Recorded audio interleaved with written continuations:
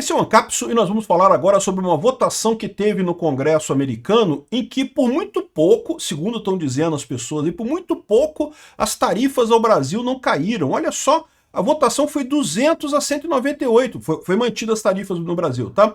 Mas eu vou explicar para vocês que não é bem isso, não.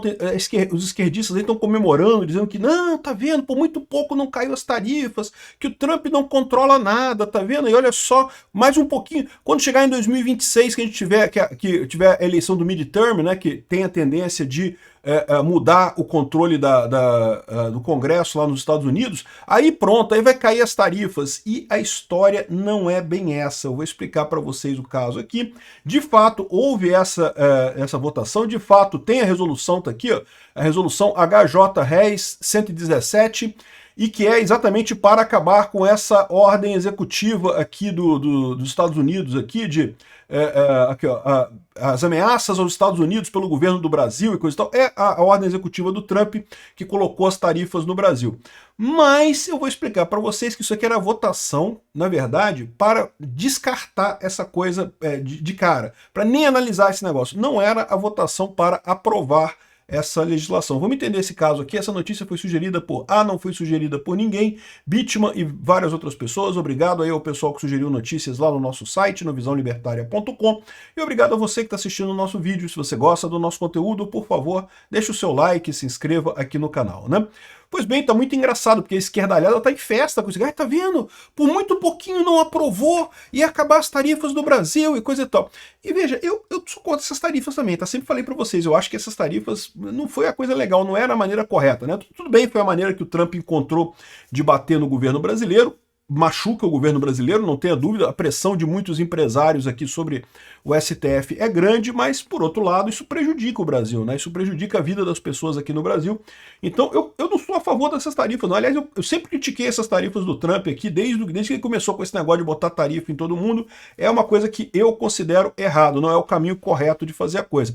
Muito mais útil foi a Lei Magnitsky no Alexandre de Moraes, e tirar visto do pessoal. Isso sim machucou as pessoas certas, específicas aqui no Brasil para isso, né? De qualquer forma, é inegável que se essa lei, se caíssem as tarifas ao Brasil, o Lula iria comemorar. O governo brasileiro contratou uma empresa de lobby para fazer lobby lá nos Estados Unidos para tentar derrubar as tarifas do Trump, não sei o que lá, e não tenha dúvida nenhuma que a esquerda americana quer derrubar as tarifas, quer ajudar o Lula, não tenha dúvida nenhuma, né?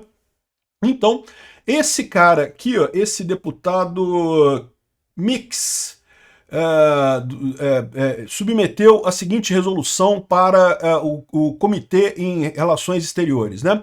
Então, ou seja, isso daqui seria uma resolução para ser submetido ao Comitê de Relações Exteriores da Casa, que poderia avaliar isso daí, e aí colocaria em votação novamente essa resolução, e aí se ela fosse aprovada, para aprovar uma resolução dessa, são 2/3 dos votos. Não é maioria simples, não.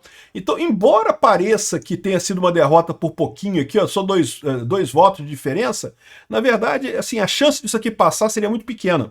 O que passou aqui, ó, tanto que, repara que essa votação aqui, ó, é a votação na moção para a mesa para descartar essa envio dessa resolução para o comitê. Então o que acontece? Esse deputado democrata, ele propôs essa legislação, uma lei nova, né? E jogou isso para o Comitê de Relações Exteriores. Aí um republicano virou e falou, olha só, vamos votar aqui uma moção para jogar isso fora, nem considerar, nem olhar essa lei. Aí seria por maioria simples, né? E aí isso que ganhou, tanto que a votação foi a favor, que ganhou o yeah, né? Vocês sabem que lá em inglês eles têm essa história, você tem o yes e o no, mas quando você usa isso em alguns contextos de votação e coisa e tal, eles mudam para yeah e nay, né? Que eu, sinceramente, é costume deles lá, né? Yeah e nay, né? Que seria yes e no, né? Ou seja, sim e não, no final das contas. Então, ou seja, repare que ganhou o sim. O sim ganhou. Mas peraí, o sim era para a resolução? Não, não. O sim era para jogar fora a resolução, para descartar a resolução, para nem avaliar essa resolução que os democratas colocaram, né? Então foi isso que ganhou, e daí não teve votação. Então o pessoal da esquerda tá empolgado, porque a diferença foi só 2 votos, tá vendo?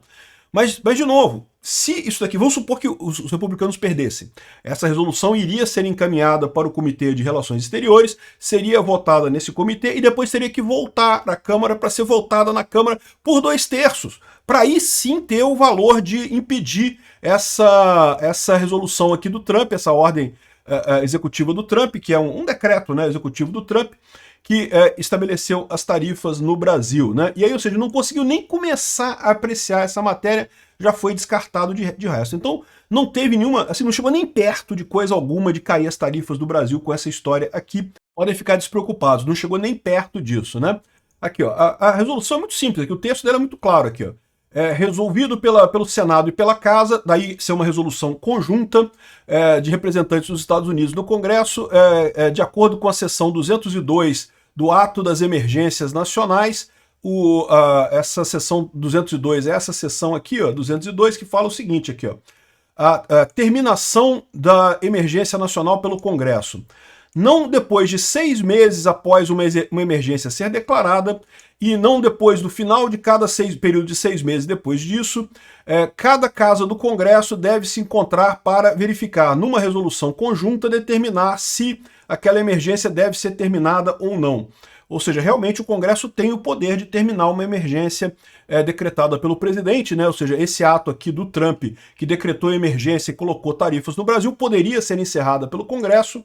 E detalhe, é uma resolução conjunta, como eles falam aqui, tem que ser aprovada na Câmara e no Congresso. Essa aqui foi a votação da Câmara, já descartou na Câmara, então nem vai ser, aliás, no Congresso, no Senado, teria que ser aprovada no Senado também, né? Então, ou seja, isso aqui não chegou nem perto de passar, tá? Algum pessoal da esquerda está comemorando que passou por pouquinho, não sei o que lá. Na próxima vez que eles tentarem, pode ser por um placar maior, mas não vai conseguir isso, não vai ter nada, né? Agora, de fato, isso levanta um problema para o Trump e para os republicanos e, de consequência, para nós aqui no Brasil também, que é o seguinte: o que vai acontecer na midterm? Na midterm é o nome que eles dão para as eleições que tem no Congresso lá nos Estados Unidos, entre as eleições presidenciais. Aqui no Brasil, o Congresso é substituído junto com o presidente, né? A cada 4 anos o Congresso.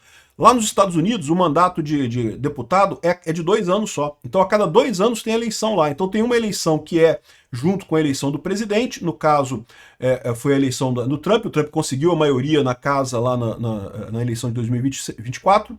Agora, em 2026, vai ter a chamada midterm, que é a eleição do Congresso no meio do mandato. Tipicamente, na história americana, você tem uma reversão da coisa. Todo presidente, ganhou um presidente democrata, tipicamente o midterm acaba dando o Congresso para os republicanos. Ganhou um presidente republicano, o midterm dá o Congresso para os democratas. Então pode acontecer, de fato, essa mudança em 2026. Existe essa possibilidade, tá? Isso é uma coisa histórica conhecida. Mas aí que tá para vocês, aí que tá aquele problema que eu falo para vocês. O pessoal tá com essa ideia aqui no Brasil de que o Trump tá muito mal visto nos Estados Unidos, e a verdade não é bem essa não, tá?